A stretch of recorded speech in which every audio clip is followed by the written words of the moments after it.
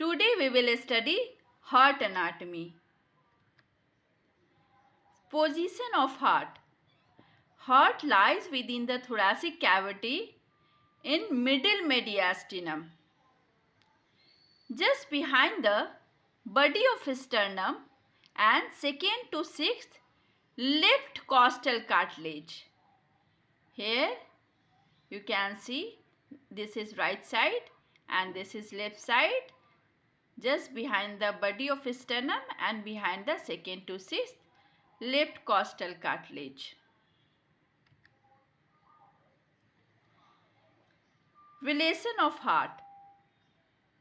Here we can see this is heart, anteriorly second to sixth costal cartilage left and body of sternum, posteriorly T4 to T8 thoracic vertebra.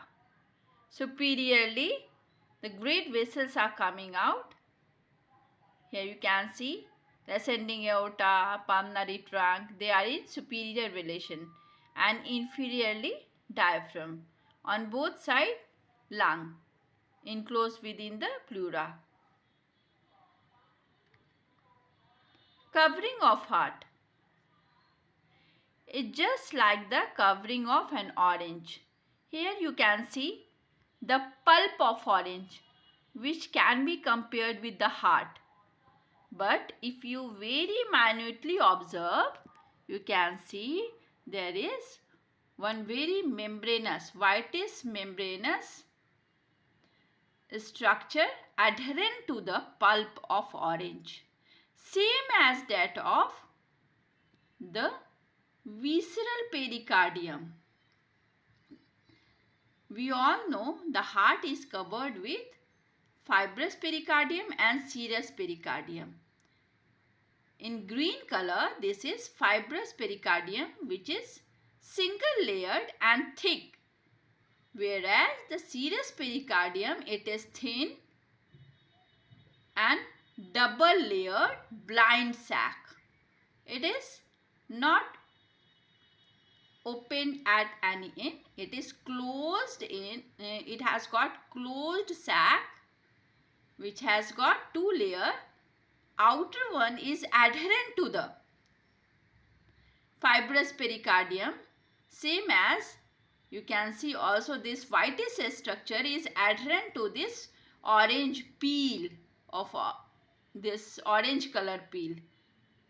It is adherent, and one whitish structure is adherent to the pulp, same as that of the parietal serous pericardium is attached to the fibrous, and the visceral serous pericardium is attached to heart. Regarding the development of heart, our heart is developed from the lateral plate mesoderm.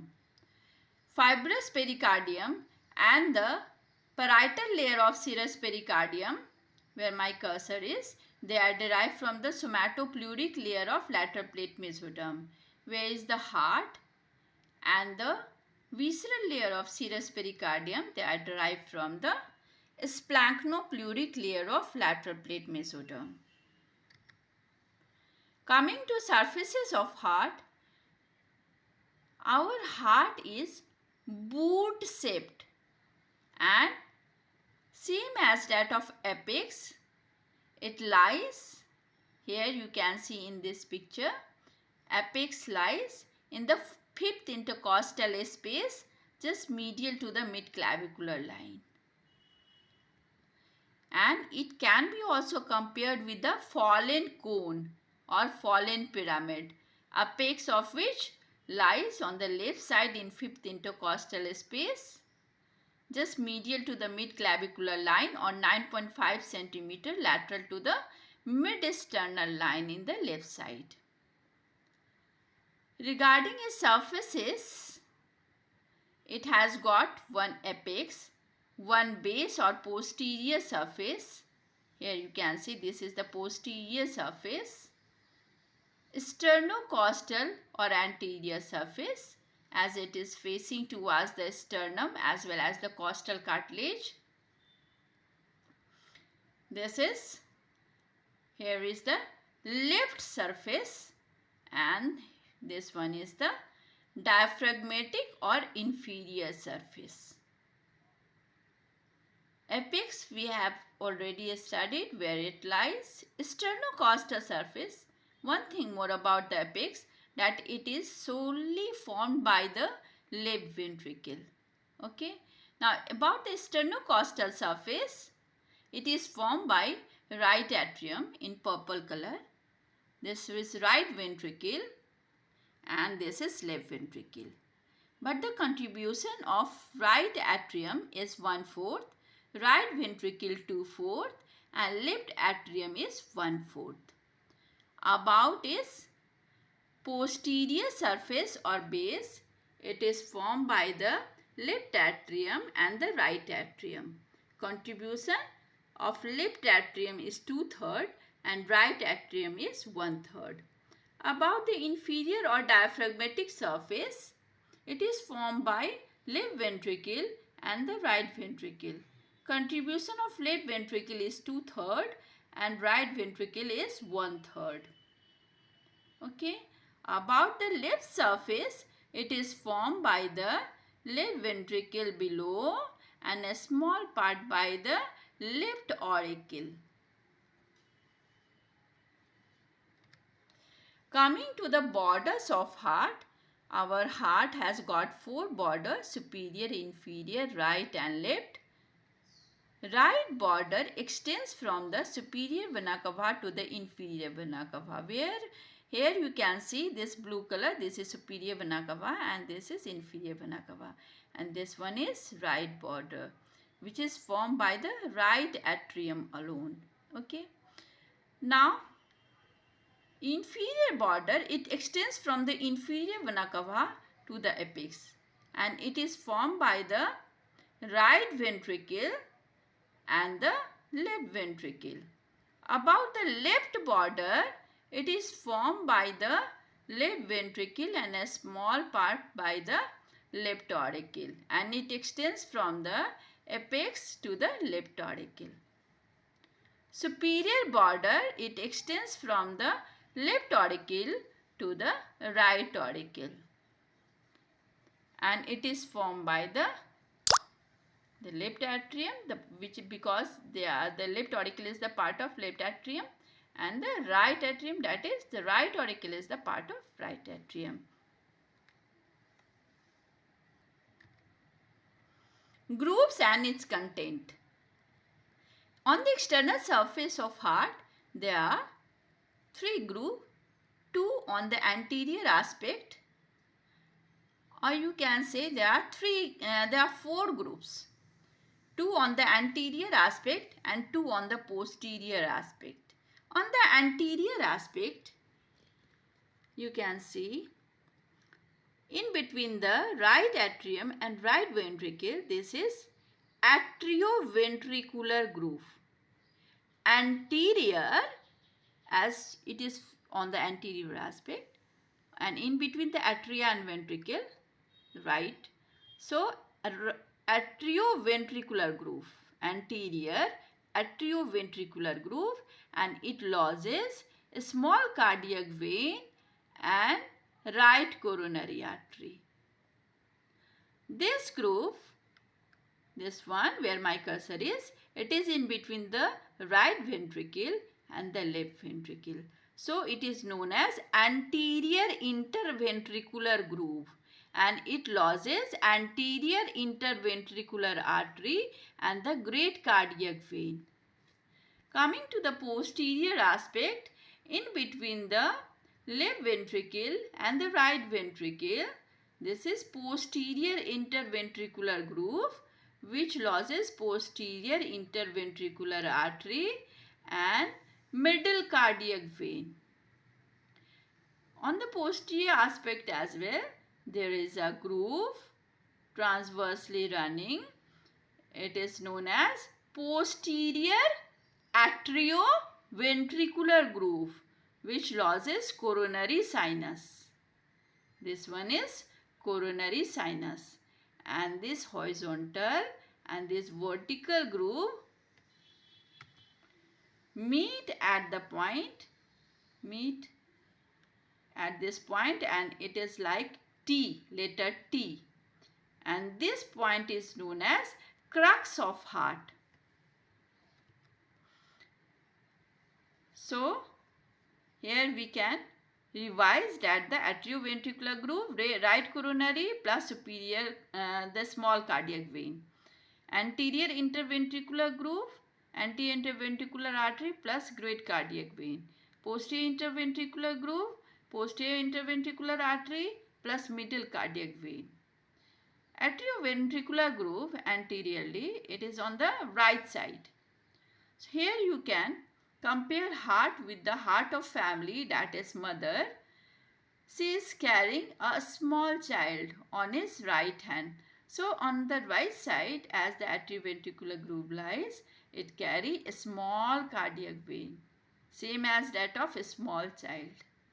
Anterior interventricular groove, on the anterior aspect, it is towards the left side, and this mother has got also the responsibility to take care of grandparents. So, great cardiac vein, G for grandparents and G for great cardiac vein. This is a small child, so small cardiac vein on the right side, and on the left side there is great cardiac vein. Posteriorly, there is always support of man of this mother, that is the husband. So, man and middle cardiac vein. Arterial supply of heart. Our heart is supplied by right coronary artery and the left coronary artery. Right coronary artery, it arises from the right anterior coronary sinus.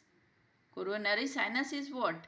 It is the opening within the cusp of aortic valve. And there is pocketing of that cusp is known as sinus, and within that pocket there is a hole which is continuous with the artery, that is the right side, right coronary artery from the right anterior aortic sinus, and on the left side this is left coronary artery which is coming out from the left aortic sinus. On the right side there are two, right anterior, right posterior. But posterior coronary sinus do not give rise to any coronary artery. So that is also known as non-coronary sinus, right posterior. Same as that of RIP.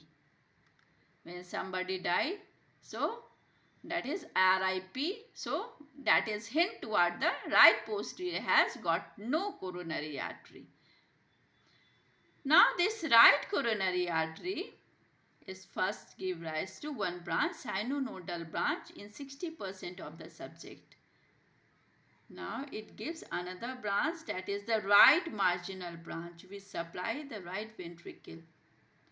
Now in very shade line you can see the shadow of artery which is reflecting from the posterior aspect, this.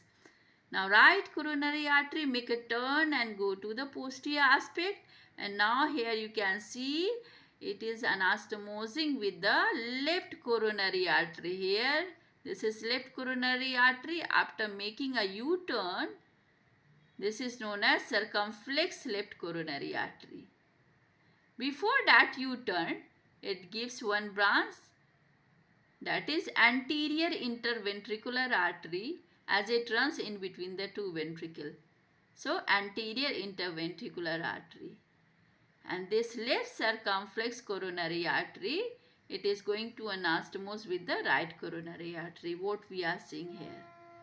Before anastomosing, this right coronary artery give one branch also, this one.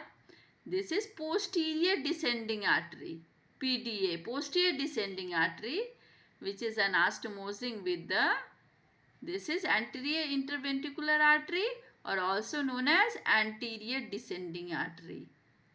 It is going on the posterior aspect, on the diaphragmatic surface, it is anastomosing. Okay. So this is our arterial supply of heart, and here you can see These are the diagonal branches, oblique branch and diagonal branch. Okay.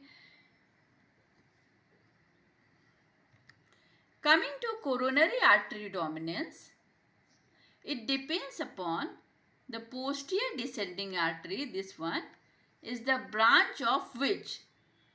The right coronary artery or the left coronary artery. Normally, in 80% of cases, that in most of the subject, it is the branch of right coronary artery like this. This is this PDA, posterior descending artery, as it is on the posterior aspect, why it is giving a shadow like shadow. Okay, so this is posterior descending artery and it is coming out from the right coronary artery. That's why known as right coronary dominance. And when it comes out from the left coronary artery and anastomosing with the anterior descending, this is known as left coronary dominance.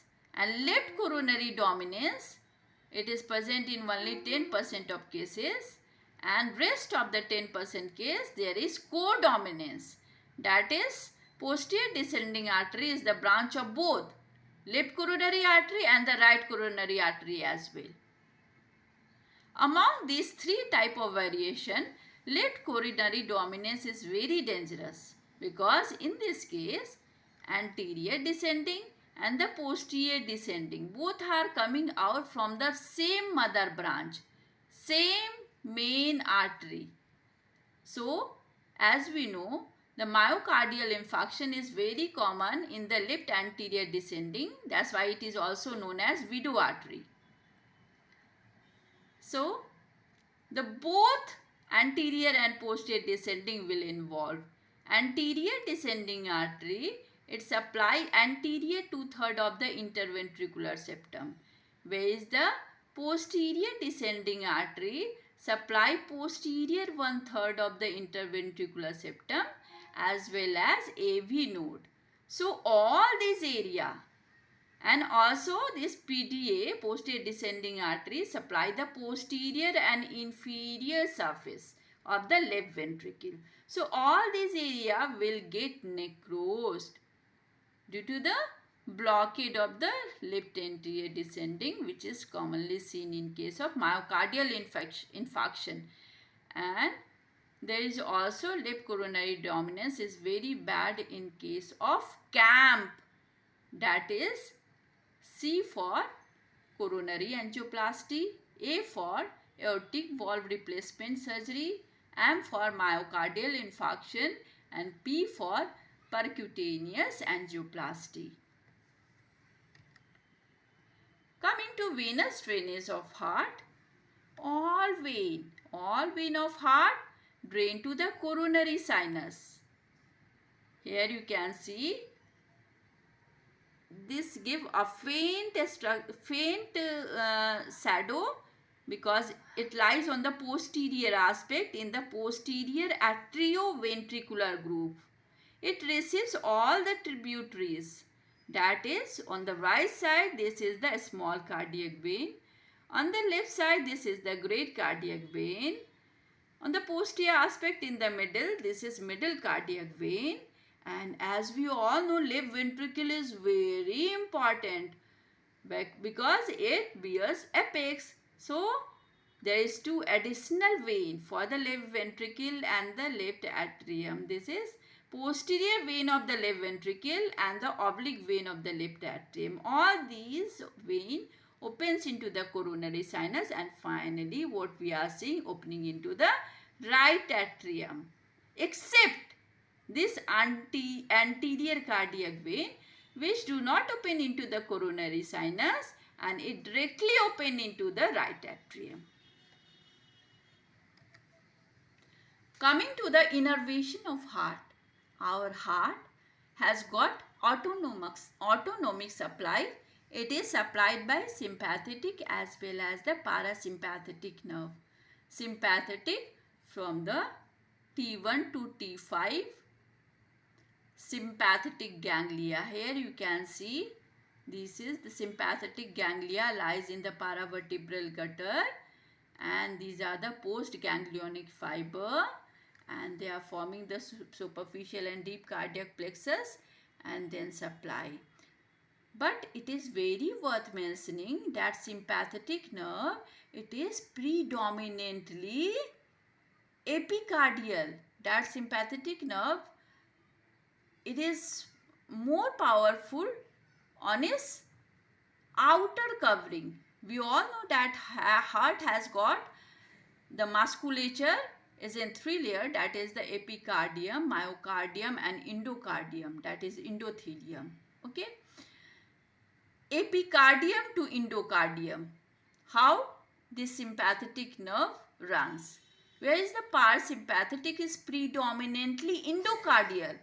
That the endocardium has got more parasympathetic innervation than the epicardium. So it is going to the conducting system and govern the heart rate, whereas the sympathetic innervation is mainly govern the contractility of heart. And sympathetic is from the T1 to T5 sympathetic ganglia, and parasympathetic is from the vagus nerve.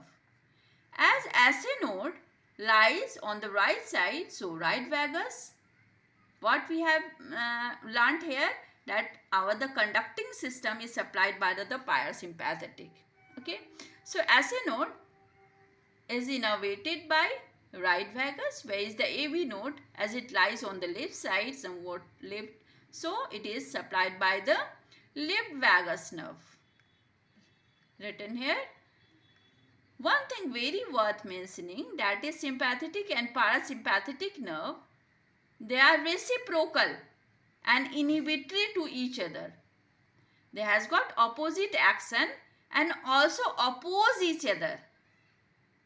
But how? Sympathetic nerve, it increases the heart rate and contractility, and as the neurotransmitter, it secretes adrenaline and noradrenaline.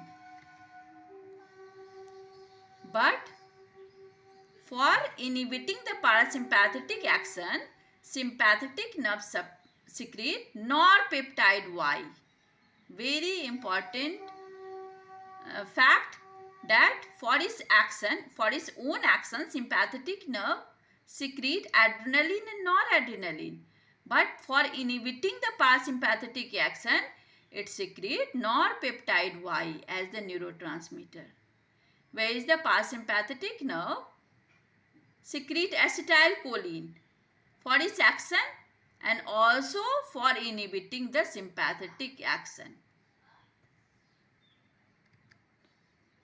Coming to interior of heart, here we can very well see the interior of, this is right atrium, this is right ventricle, this is left ventricle, and this is left atrium. Right atrium as well as the left atrium, it has got both posterior smooth part and anterior rough part. Whereas in case of ventricle, it has got lower rough part and upper smooth part. Same as here, lower rough part and upper smooth part, or you can say lower inflow part and upper smooth outflow part. Outflow part of ventricle, right ventricle, is known as infundibulum, whereas the outflow tract of the left ventricle is known as conus. In the right ventricle, there are three cusps, that is tricuspid valve in between the atria and ventricle, whereas in the left side, there are only two cusps, that is the bicuspid valve or mitral valve in between the left atrium and the left ventricle. The musculature of the left ventricle, here you can see this is left ventricle, it is very much thickened, 3 times thicker than the wall of the right ventricle. It is thinner. Wall of right ventricle is thinner, whereas wall of left ventricle is 3 times thicker. This roughness is due to the presence of trabeculae carni. Trabeculae carni, these are of 3 types, that is rheses, breezes and pillars. Rheses are, when this is, you can see here where my cursor is going, this is supraventricular crest which mark the junction of smooth and rough part of right ventricle. This is an example of ridge because it is elevated for the whole length and at the base it is attached. But this is, here you can see, this is moderator band.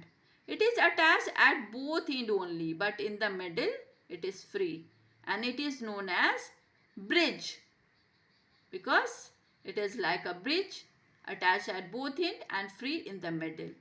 And this is the example of this is, here you can see, this is the moderator band or septomarginal band which extends from the interventricular septum going to the base of anterior papillary muscle. Rheses, breezes and pillar. And the example of pillars are papillary muscle. Here you can see the only one end is attached and other end is free, which receive this cord-like structure known as chorda tendinae, which stretches the cusp of valve. And another example of bridge is tendon of Todaro present in the right atrium. One thing also very worth mentioning, if we took the horizontal section of heart, this is the coronal section. When we took horizontal section, what we see, the lumen of right ventricle is semilunar, whereas the lumen of left ventricle is circular. Now coming to valves of heart. Our heart has got two type of valve. One is atrioventricular, in between the atria and ventricle, and another is semilunar valve before the starting point of great vessels like pulmonary trunk and aorta. Here you can see in between the atrioventricular valve there are two tricuspid valve on the right side and the bicuspid valve on the left side. Tricuspid valve, it has got 3 cusps, and bicuspid valve has got 2 cusps, also known as mitral valve. These cusps, it is get tightened by this chorda tendinae attached to the tip of papillary muscle. This chorda tendinae is from the margin of the cusp as well as from the inferior surface, but never from the superior surface. One thing. Another thing, when during systole, this papillary muscle get contract and it tighten this cord-like structure, that is chorda tendinae, and restrict the reverse blood flow from the ventricle to atria. They promote blood flow from the semilunar valves, that is from the aorta and the pulmonary trunk. Okay. Now about the semilunar valve, it has got no chorda tendinae. It presents pocket which is absent in case of atrioventricular valve. In atrioventricular valve, there are chorda tendinae, whereas in case of semilunar valve, it is nodule. Here you can see this in the middle. This is nodule, very clear in this picture. This is nodule in the middle, and at the periphery, this is lunule. lunule, and in the middle this is nodule. This is aortic sinus. Their pocket, this pocket is known as sinus. Okay, and it has got opening. This is right anterior, give way to the right coronary artery, and this is left aortic sinus, give way to the left coronary artery. Okay. Coming to interior of the right atrium. This is right atrium. It has got posterior smooth part and anterior rough part. This rough part is due to the presence of comb-like structure, muscle fibers coming out from this straight line, vertical bar. This vertical bar is known as crista terminalis, and these comb-like projections are known as musculi pectinati, which is responsible for the roughness of the anterior wall. On the posterior wall, we can also appreciate this is fossa ovalis. This O-shaped, O for ovalis, and this O-shaped depression on the interarterial septum is fossa ovalis. The anterior border is not so marked, but superior, posterior and inferior border is very much marked. Here C for coronary, and this is also C-shaped. This is the opening of coronary sinus where my cursor is. Okay. And I for inferior vena cava, and this is also I, letter I, and this is inferior vena caval opening. Okay. Superiorly it is continuous with the coronary sinus, and inferiorly it is continuous with the lower end of the crista terminalis. And here is the atrioventricular opening, which is guarded by atrioventricular valve. And this coronary sinus, this is coronary sinus, and here is the septal valve. And this ridge, here you can see this elevated part, this is tendon of Todaro. In between these three, that is the anterior border of the coronary sinus, base of the septal valve leaflet, and tendon of Todaro, this is the site for the AV bundle. This is what we are seeing is the crista terminalis. Just anterior, or you can say external to that, corresponding to this crest, there is one sulcus running vertically. That is known as sulcus terminalis, and upper point of which give space to the assay node. Interior of right atrium is very important. Here you can see one mnemonic to memorize the structure present in the interior of right atrium, that is spot victim in CT.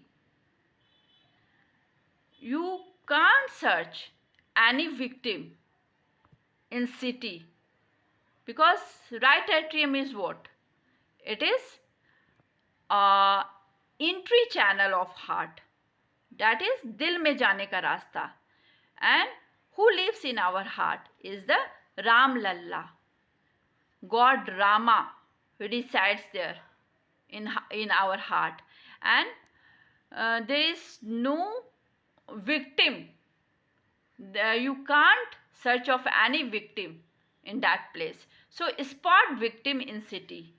ढूंढते रह जाओगे but कोई भी victim नहीं मिलेगा. So interior of right atrium, spot victim in CT, that is the superior vena caval opening. Here it lies, superior vena caval opening. Also here this is superior vena caval opening. P for pectinate muscle, this comb-like pectinate muscle, musculi pectinati. Fossa ovalis, O for fossa ovalis and limbus fossa ovalis, this O-shaped structure. T for tendon of Todaro, here is tendon of Todaro. the bridge, and this is victim, V for right atrioventricular valve. Here it lies, right atrioventricular valve. Victim, I for intravenous tubercle of lower. This is, here it lies, intravenous tubercle of lower, which give direction to the blood flow coming from the superior vena cava and giving direction to go towards the atrioventricular opening. Okay, now what next? It is victim, C for coronary sinus. This is C like C for coronary sinus. And another triangle of Koch. Victim, T is triangle of Koch. This in green color, bounded posteriorly by the anterior border of coronary sinus, inferiorly by the base of the septal valve leaflet, and this superiorly by the tendon of Totaro, marked by the presence of AV node. Victim, I for inferior vena cava opening. Here in I fashion, this is inferior vena cava opening. Okay, and M for minimarum, vena caudae minimarum. These are the opening of vena caudae minimarum. They are opening of anterior cardiac veins. Directly opens into the right atrium, not via the coronary sinus. And CT, that is the crista terminalis. Sulcus terminalis is on the external aspect, but we are dealing with the interior, so crista terminalis.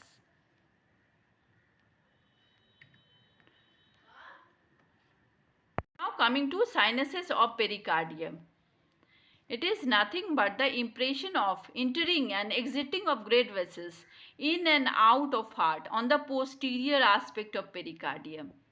Look, this is pericardium, what we are seeing, the inner aspect of the posterior pericardium. Okay, this is the cover of heart. All the great vessel penetrate this covering to enter inside the heart, same as that of when we poke pen into the paper, into one hard paper like pericardium. There we can very much aware that some reflection of paper is very evident on the internal aspect, that give rise to impression of like this.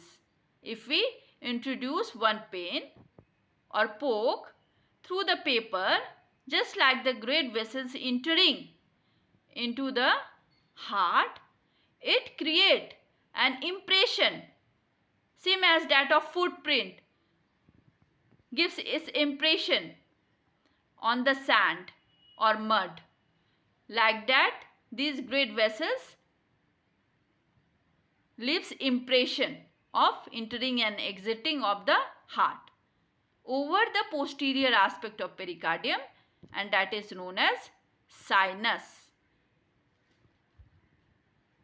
These impressions are marked only at those places where serous pericardium is continuous with the parietal layer of serous pericardium is continuous with the visceral layer of serous pericardium, and they are at two places, that is one at the arterial end and one at the venous end.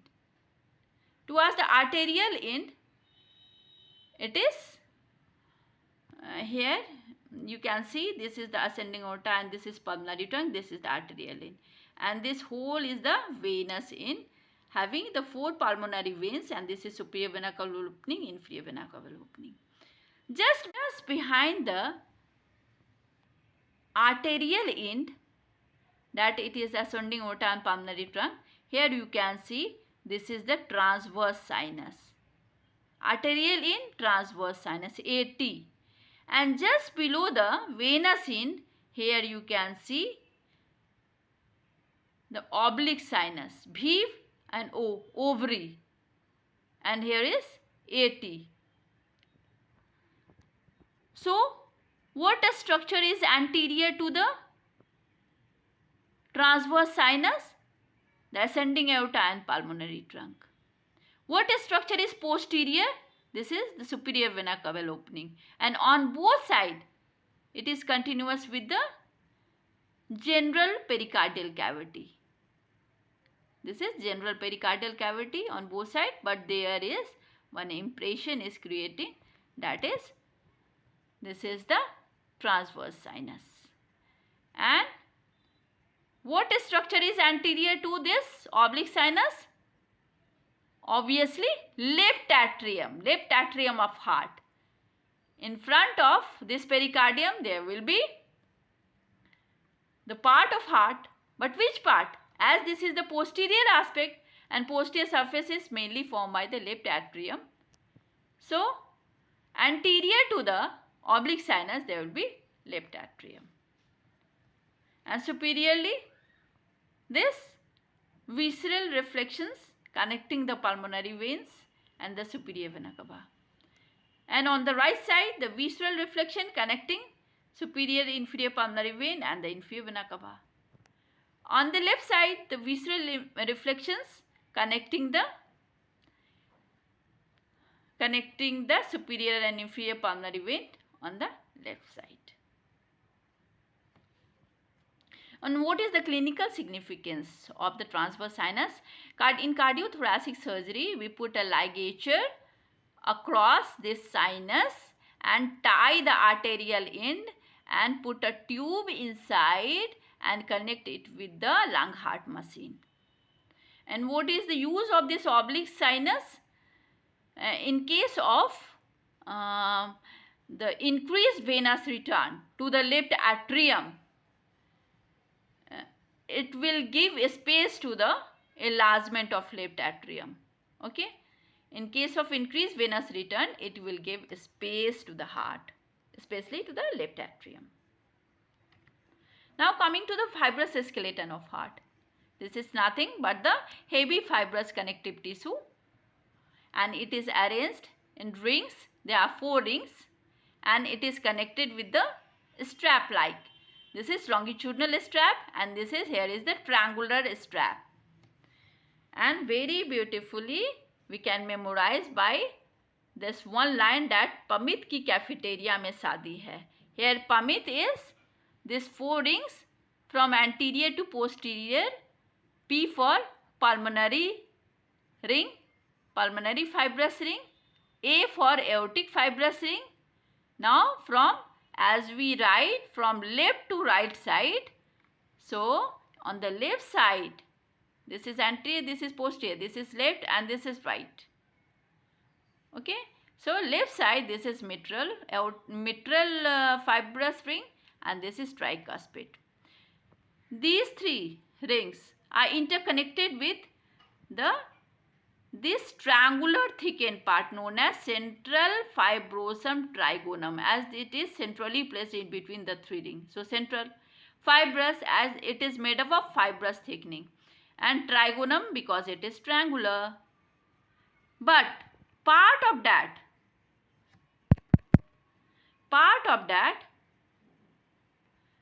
this is on the posterior aspect, this is somewhat thickened, that is known as trigonum fibrosum. Same as trigonum here, also here.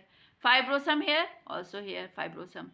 But what is the difference? Dextrum, because it is towards the somewhat right side. And this is on the left side, that is trigonum fibrosum sinistrum, which connect even the part of this central fibrosum trigonum, but which attach the aortic fibrous ring and the mitral fibrous ring. Okay, and there is one fibrous connection in between these 2 rings, that is the pulmonary and aortic, and it is known as tendon of conus or infundibulum.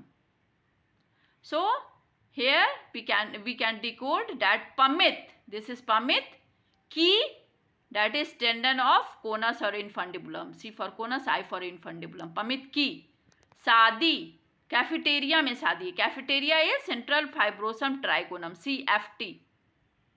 शादी, that is sinistrum and dextrum, शादी. ठीक है. और I must say it is a very beautiful moment, because this fibrous skeleton, it acts as insulator in between the atrial and the ventricular physiological activity. They are separate. Must, M for muscle, that it gives surface for the attachment of atrial and the ventricular muscle fiber. Say that stitches, because it creates a holding platform for the stitches in case of cardiothoracic surgery. Vary for valve.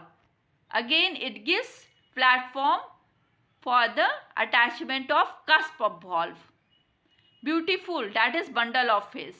Very important, there is a hole in the central fibrosum trigodum.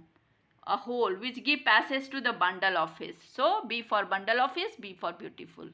And moment, that is membranous interventricular septum. We all know that in between the right ventricle and the left ventricle there is a septum. The lower part is the muscular and upper part is membranous. So, the membranous part is attached to the fibrous skeleton. Regarding surface marking of heart, first point, on the inferior border of second costal cartilage, left side, 2.5 centimeter away from the external border. Second point, this is third costal cartilage, superior border. This is on the inferior border and this is on the superior border, third costal cartilage. Again 2.5 centimeter away from the external border. This is sixth costal cartilage, 2.5 centimeter away from the external border on the superior border of the sixth costal cartilage. This is inferior border, this is superior border and this is again superior border. This is second costal cartilage, this is third and this is sixth costal cartilage. And this is the fourth point for the apex on the left side in the fifth intercostal space, just medial to the mid-clavicular line. Just medial to the mid-clavicular line or 9.5 centimeter away from the mid-external line on the left side. This forms the apex. And now, for the upper and the lower border, we draw a straight line, and for right border to right convexity and towards the left border, the left side convexity we have to make. Now, we will come to auscultatory area. This is, just memorize AAP team. We all know the ruling party of the Delhi is the AAP. So, AAP, AVAP, and this one is team. This is A, aortic area, this is pulmonary area, AAP. Team, this is tricuspid area, this is mitral area. Team. Aortic area, this is first costal cartilage, this is second costal cartilage, and this is third. Just below the second costal cartilage, this is second intercostal space, just lateral to the external border. You can say just behind the lateral external border. This is aortic area. Pulmonary area in the left side, just behind the left external border, okay, in the second intercostal space. This is tricuspid area. This one is second, this third and this fourth. The fourth intercostal space just behind the external border in the left side. And this one is fifth intercostal space just medial to the mid-clavicular line. This is our mitral area. Thank you.